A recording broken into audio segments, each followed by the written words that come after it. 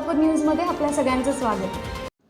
बार्शी तालुक्यातील डेमरेवाडी व घोळवेवाडी या गावातील 2 घरांमध्ये छापा टाकून 1,06,050 रुपये किमतीची देशी विदेशी दारूसाठा जप्त करण्यात आला आहे। राज्य उत्पादन शुल्क विभागाने ही कारवाई केली असून यामध्ये एकाला अटक करण्यात आली आहे।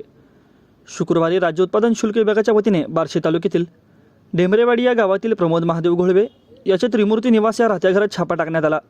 या छाप्यात राज्य उत्पादन शुल्क विभागाने देशी दारूच्या 146 बाटल्या, विदेशी दारूच्या विविध ब्रँडच्या 248 बाटल्या तसेच बिअरच्या 59 बाटल्या असा एकूण 67,110 रुपये किमतीचा मुद्देमाल जप्त केला।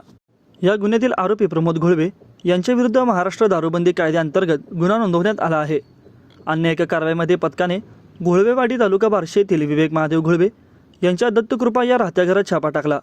त्यांच्या घरातून दारूच्या 144 बाटल्या व विदेशी दारूच्या 110 बाटल्या व 55 बिअरच्या बाटल्या असा 38,990 रुपयांचा दारूसाठा जप्त केला।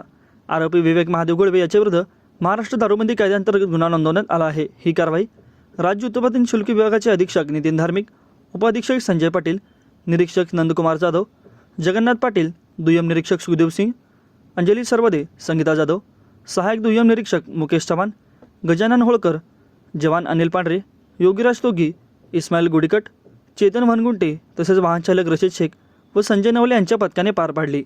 माझं सोलापूर न्यूज या यूट्यूब चॅनलला सबस्क्राईब करा आणि बेल आयकॉन प्रेस करायला विसरू नका।